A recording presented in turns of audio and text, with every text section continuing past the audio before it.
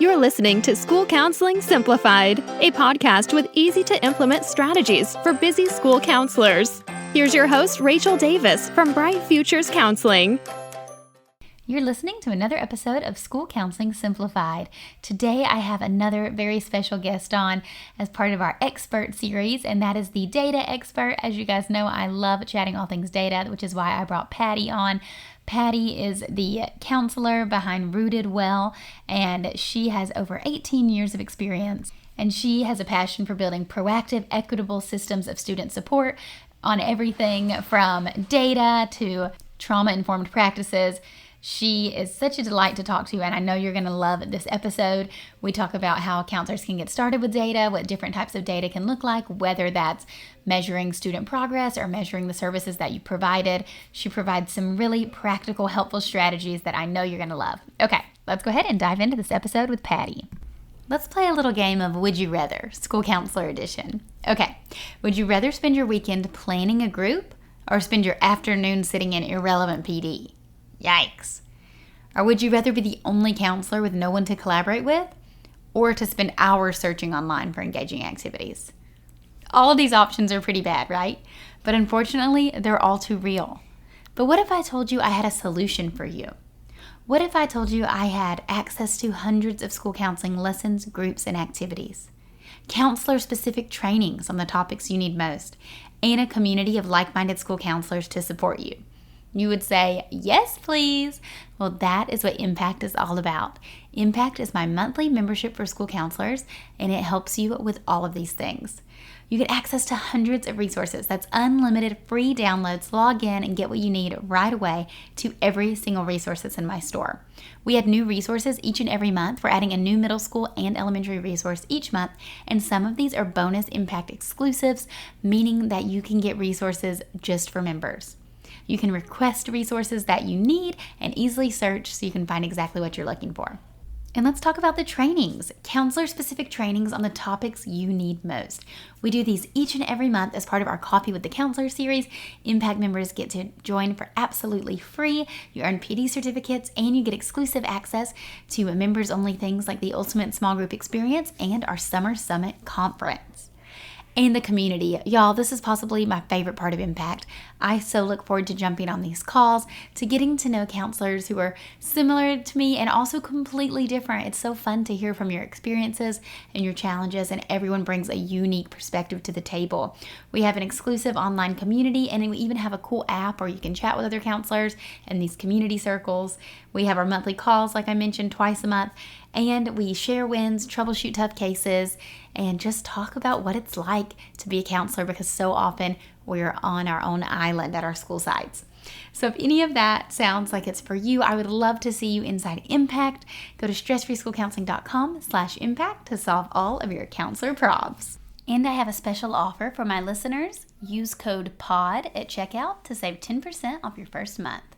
Okay, let's go to today's episode. Hi, Patti. How are you? I'm so good. Thanks for having me. Thank you for being here. You are probably a familiar voice. So you were on the podcast last year. Is that right? I think so. Yeah. Yeah, it goes by so fast. But I'll link to your previous episode in the show notes. And then I know you've done a lot of trainings and such for our Impact community as well. So if any Impact members are listening, then you are probably familiar with Patti. So, but for those of my listeners who are not, tell us who you are and a little bit about you. Yes. Well, my name is Patti. I have been an elementary school counselor for 18 years now, which seems crazy to say. And I've also done some other roles, like I was our counseling lead in a district. I did some advocacy work for the state. I love presenting. Like I am one of those weird counselors that would rather be like at an assembly with a mic or in front of the staff. Like I love large group work. And so that's just always part of who I've been professionally. So I love doing trainings. And then I also have been an adjunct professor in our graduate program here at a local university, teaching other school counselors. I will probably say this at least 4.7 times, but I just love school counseling and think it's the best job in the world. So I love to talk about it and could do it for hours. So here we are. What is the class that you teach at the university? So typically I've done their internship class. So they're 3 days in their internship site, and then we take our class in between and talk about the situations that are coming up, their requirements, kind of like in the trenches, making sure they're getting everything they need to know before they fly out of the nest into the real world. Ah, oh, that's so fun. I love that. Yeah. What has your background always been in counseling, or did you do something else that you think you like to do this large group speaking? Yeah, you know what's so interesting is like I knew I wanted to be a school counselor from the time I was in high school. So a lot of folks, go off and do something else and then come back to grad school. And I was like straight to my psychology degree because I knew that was going to get me into grad school. And I even like visited the grad school I wanted to go to my junior year of college. Like I just really like went after it. And so I always knew. However, I really thought I wanted to do high school. So then once I did my internship at high school, budgets were really rough and it was really hard to find a job. And I ended up landing in elementary and literally fell in love and never went back. So, Oh, awesome. That's yeah. funny that I didn't know you were interested in high school before. I know it seems really weird now Yeah. if you were to see any of my videos or how I dress. But I did want to do high school at one point in time. I love it. Awesome. Well, today I'm having you on the podcast because this will air in April. And in April, we're doing like an expert series. So I've reached out to some counselors who are experts in different areas, and you are our data girl. So I cannot wait to talk to you all about it. So, yeah, just share with us how counselors can use data to enhance their programs. Yes, and this will surprise no one that has ever worked with me that I am on talking about data. Usually when people recognize me, they're like, "You're the one that's like obsessed with data." And I was like, "Yes, that's me. That's what I'm known for." But a little bit about school counseling, which will not surprise any of your audience, but it is the only job where we have to do our job, which is a really hard and taxing and exhausting. Also have to prove to the people that we're working with why we're there, and then also at the same time prove why they should give us a job the next year. Like that is a large task, even in the day to day of what we're doing as counselors. So then data, what it can be used for is to do all of those things at the same time. And I think as counselors, we can feel really good about the work and the impact that we're making, but sometimes that doesn't translate outside of our office because of confidentiality, right? And so we have to show to stakeholders, to community members, to our admin, what we're doing and the impact that we're making. Like, how are students different as a result of what you're doing behind closed doors, if you know what I mean, in order to impact the school?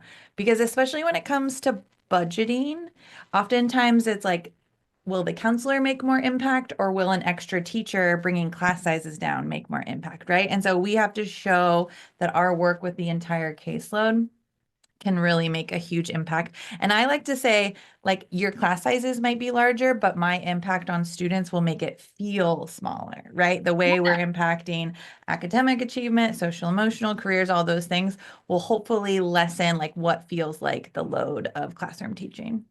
Right, that's so true. Because, well, two things. One, the fact that you said we have like three hats we have to wear, like do our job and then advocate for our job and try to get our job secured for the next year, which is so hard. Yeah, no one else has to do that. Um, and then also with the class size, because when you said like if they're deciding between the counselor and an additional teacher, I'm like, oh, cringe, like they're gonna definitely go with the teacher. But that's a good point. Because it's so true, right? If they have a whole class of like 20 dysregulated students who are all melting down all the time and struggling academically, that's going to feel a lot worse than if they have 25, but majority's doing all right because of counseling. Totally.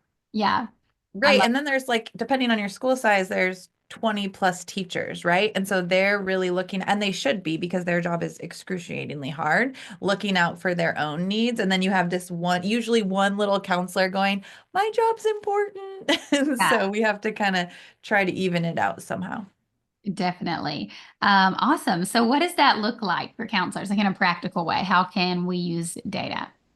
Yeah, so I think what's really important is to have data running like while you're working. So one thing that I like to promote to my students and to my colleagues is to use a time tracker. And there's lots of tools out there. Some people can use Scuda if they're Mhm. district pays for it, but it is kind of pricey, right? I just have, before Scudo was even a thing, I created this Excel spreadsheet workbook, and I was just inputting like who was I seeing and what was I seeing them for? Like, was it a small group? Was it individual? And then that workbook kind of expanded over time. So every time I do something, and this isn't an exact science, but I log it in this time tracker. And so at any point, I could just pull up how I'm using my time and advocate to an admin. So, for example, in one of my very first years, I was spending a lot of time in meetings.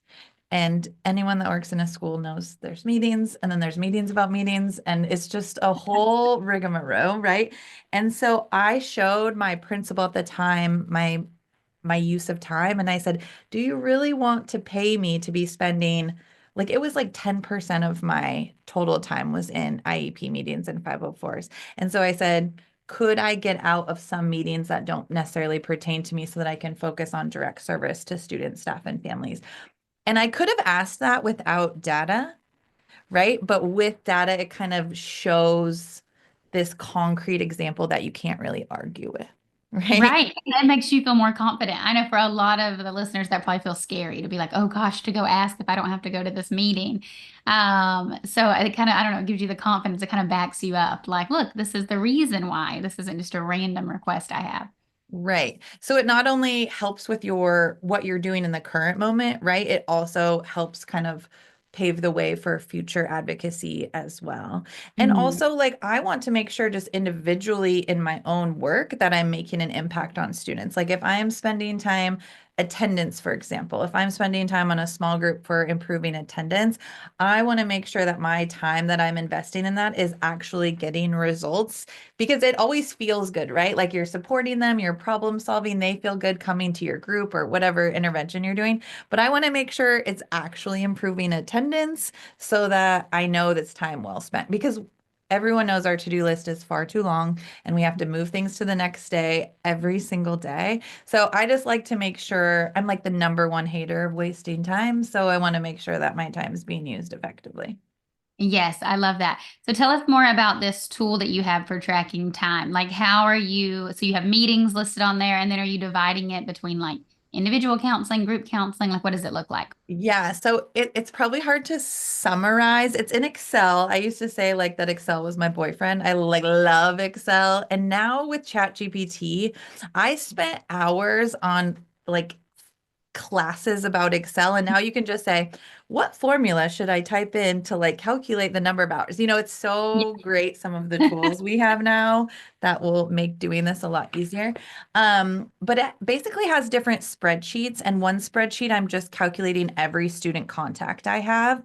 And then the cool thing about Excel is I have everything formulated. So once I put in, like if I saw Rachel for 30 minutes for a small group, it about friendship, let's say, then it instantly populates into a graph. So at any moment in time, I could print my populated graphs and share it with people. And so Yeah. that's really nice because then people, staff, everyone that's like coming through your school can kind of see what you're doing. And I actually like to present that. So I just print my Excel. I don't have to do anything extra, which is key. And I just present like, here's what counseling has looked like from September through December. And so the week before winter break, I'll just kind of lay it out on the staff room table. I call it passive advocacy. Like I'm just presenting like, here's what's been going on. Here are the needs I've been seeing. And then I also kind of put like, here's what's coming up after break. So it's really nice because it auto populates all of that. So you can see it at a glance. And then the other part of the spreadsheet is it's this huge, it's not huge, but it's a whole page of different things we do as a school counselor. And even just looking at that makes you feel a little exhausted about your job. But what meetings did you attend? Staff meetings, and then just teacher consults, recess lunch groups, 504 meetings. So it breaks it up into direct service and indirect service. And a lot of that I just show up at the end of the day and I kind of try to estimate like what did my day look like. But when students come into my office, I always have my time tracker up and I'll just say, what's your last name? It also helps with remembering names if you have a Mhm. large caseload. But I'll just say, I like to track everyone I see to make sure I don't forget about you. And so then I get their name directly in there. So it just is like an automatic part of my job. I love that because that's a good point. I have a lot of counselors who are like, I want to keep a counseling log or a time tracker, but I'm, sitting at the end of the day and they're like doing all this data entry. And so I Yeah. love the idea. I use a spreadsheet as well and just like having kids come in and just having it open. I'm just like, leave the tab open and just you jot it down throughout the day. So it's not this big daunting thing, as Absolutely. well as the idea of like leaving those handouts out in the staff lounge. I love that. Because I'm always telling counselors to do like an end of the year report. That's one of my big advocacy tools that I preach. But again, it's kind of overwhelming if you haven't really done anything all year. And then you're like, oh gosh, I have to go back and like look through my calendar and see what all I did. But if you're doing this like naturally as part of your day, all you have to do is print out those little graphs and it makes it way easier to kind of summarize your services.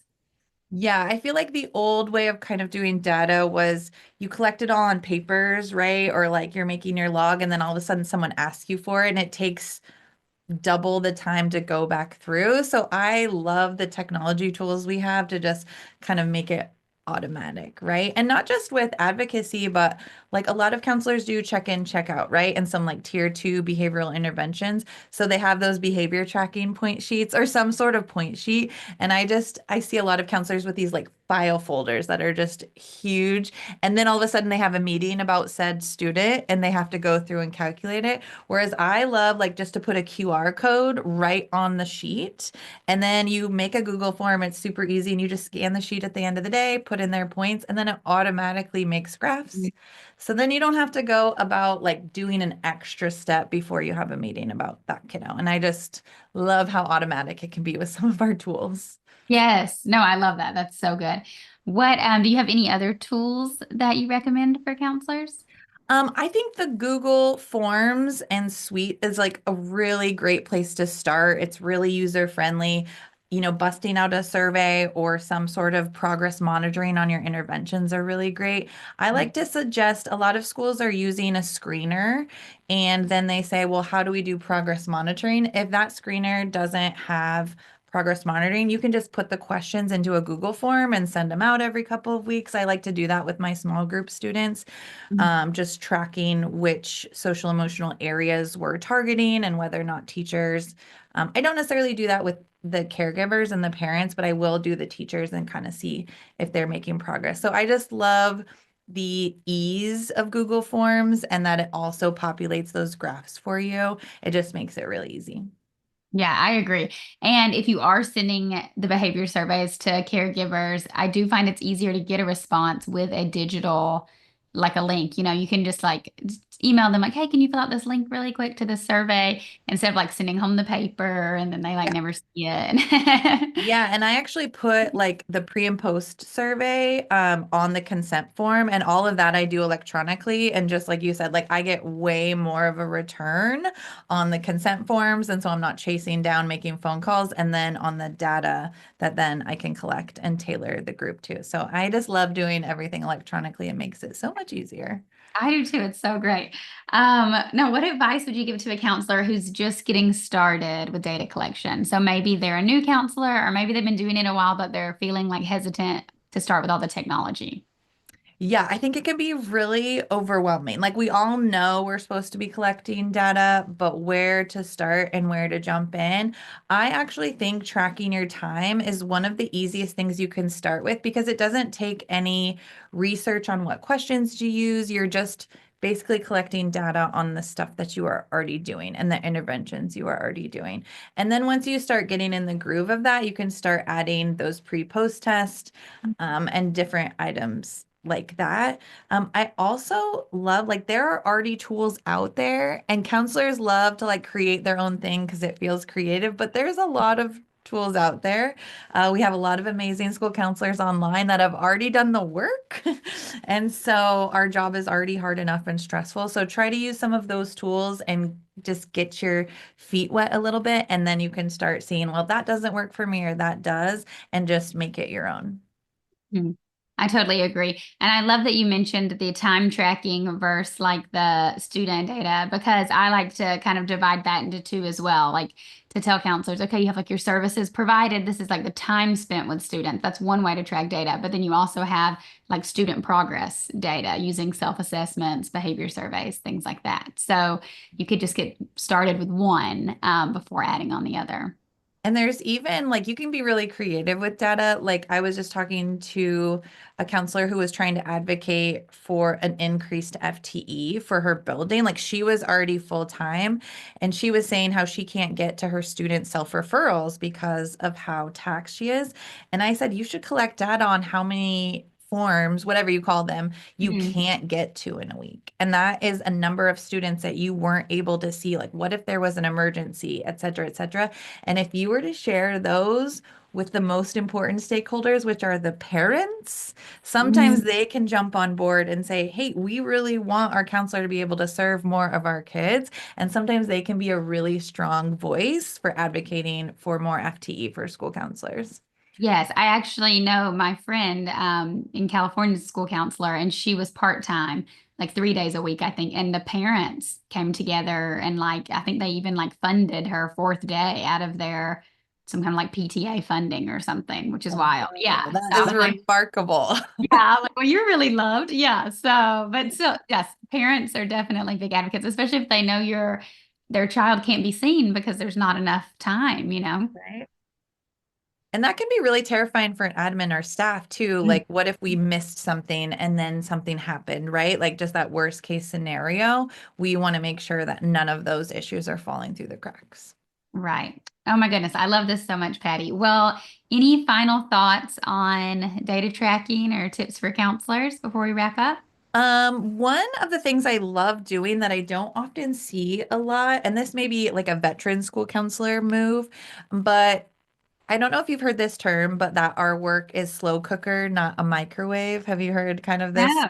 Like we sometimes want the quick fix and the magic wand, but our work really spans across a whole school year and sometimes even more. So what I really found was super impactful for staff is to show overtime data. And not Mm, only with like group like how are students feeling safe from bullying at our school, like those are really good to mark over time, but also like are students moving if you're doing MTSS through the tiers, like we had this many students in the red zone last year and 75% of them this year are now in tier 2 or 1. Like that's huge and such a wow. celebration. So I really like showing over time and over year data with specific group of students because I don't know if you have been involved in data discussions, but sometimes when a group sees data, they're like, well, that was just that group of students, or Mhm. that was a really tough year grade group, whatever they say.